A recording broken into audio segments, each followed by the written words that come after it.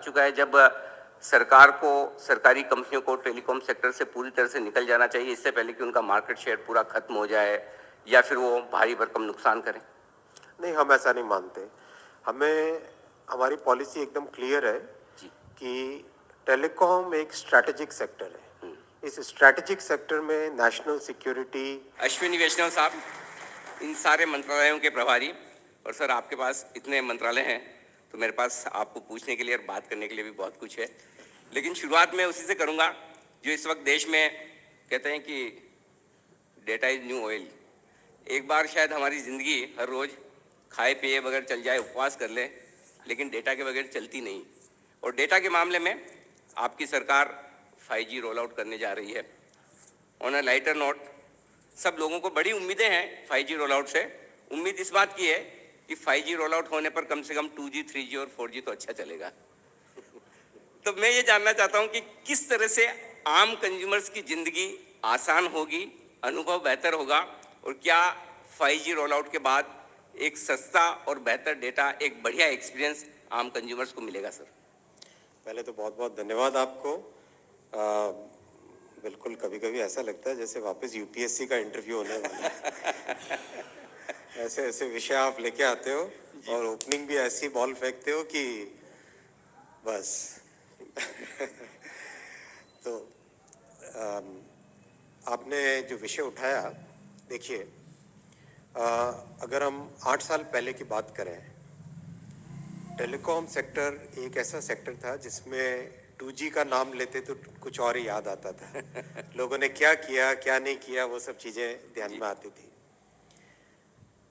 पिछले 8 वर्षों में देश ने प्रधानमंत्री जी के नेतृत्व में टेलीकॉम सेक्टर को एक डाइंग सेक्टर से निकाल के आज एक स्टेबल ऐसा सेक्टर बनाया जिस सेक्टर से देश के कोने कोने में डिजिटल सर्विसेज पहुंचाई जा रही है।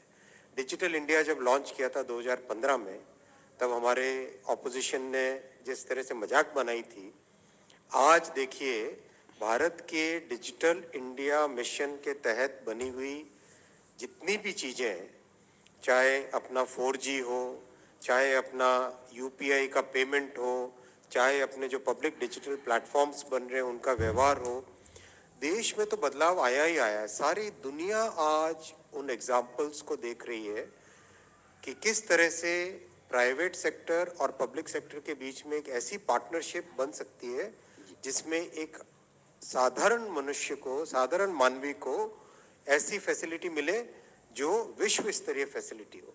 ये एक ऐसी पैराडाइम शिफ्ट है जो हम सबको आज हमारे सामने है। 5G रोल आउट अगले महीने ऑक्शन होने वाले हैं, कब तक उम्मीद करें कि देश 5G एक्सपीरियंस कर पाएगा? 5G का कैबिनेट ने अप्रूवल किया था कुछ ही दिनों पहले, तुरंत उसके अगले ही दिन ऑक्शन का नोटिस हुआ।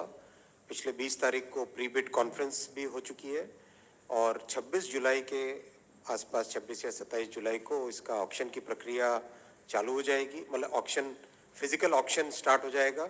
कुछ ही दिनों में ऑक्शन कंप्लीट करके प्रोसेस बहुत ही ट्रांसपेरेंट और एक अच्छा सुचारू प्रोसेस है, उसके तुरंत बाद में रोल आउट स्टार्ट होगा।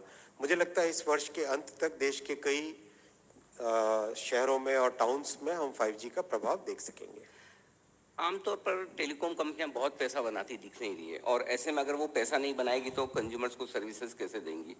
दूसरी ओर दुनिया भर में सबसे सस्ता डेटा हिंदुस्तान में है। कैसे आप बैलेंस करेंगे कि लोगों को अच्छी सर्विसेज मिले, अच्छा अनुभव मिले, और साथ ही साथ उनका जेब का भार भी ना बढ़े? क्योंकि अभी लोगों को लग यही रहा है कि हम बातें बड़ी टेक्नोलॉजी की कर रहे हैं, लेकिन जो अभी है उसमें भी मज़ा नहीं आ रहा। टेलीकॉम बहुत ही कैपिटल इंटेंसिव सेक्टर है।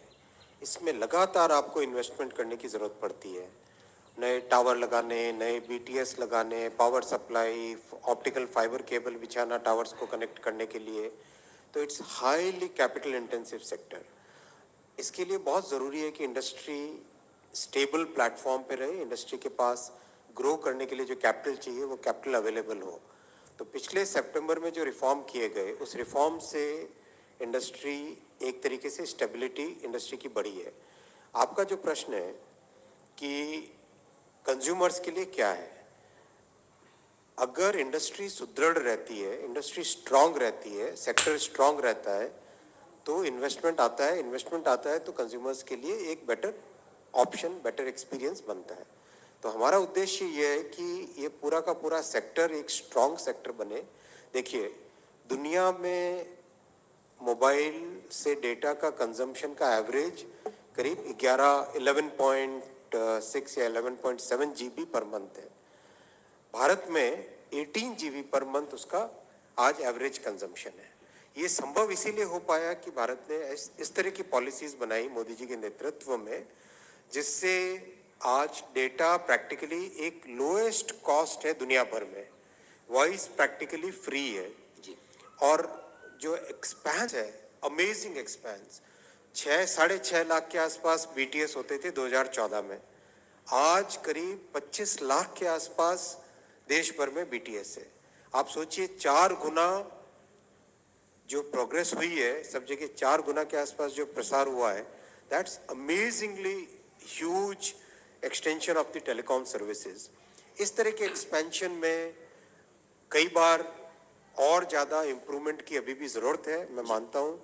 और विशेषकर जो हमारे बॉर्डर एरियाज़ है, जो हमारे ट्राइबल एरियाज़ है, उसके लिए अभी हम बहुत जल्दी एक सैचुरेशन स्कीम लेके आ रहे हैं, जिसमें जो भी गांव आज तक भी अनकवर्ड है, उस गांव तक हम कवरेज पहुंचाएं और साथ ही साथ जितना हो सके फाइबराइजेशन हो टावर्स का, जिससे कि क्वालिटी ऑफ सर्विस इम्प्रूव हो।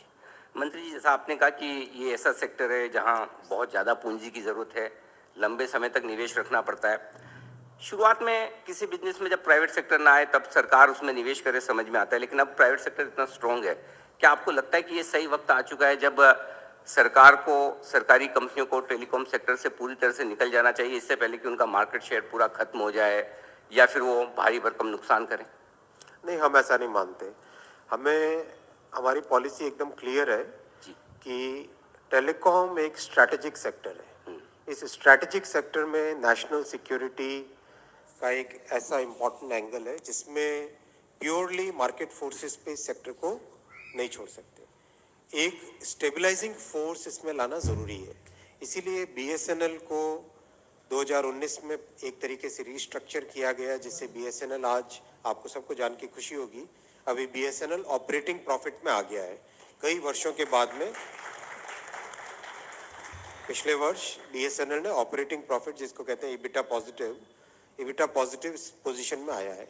अब इसको कैसे स्ट्रेंथन किया जाए और इस बैलेंस शीट को स्ट्रेंथन किया जाए, बीएसएनएल की सर्विसेज में सिग्निफिकेंट इम्प्रूवमेंट की ज़रूरत है। तो हमारा स्पष्ट मत है, स्पष्ट पॉलिसी है सरकार की कि बीएसएनएल एक ऐसी संस्था है जो पब्लिक सेक्टर में रहेगी और इसको हम एक स्टेबलाइजिंग फोर्स की तरह इसका उपयोग रहेगा मार्केट में। अब आपके दूसरे बड़े मंत्रालय पर आता हूँ, रेलवेज, जो इस वक्त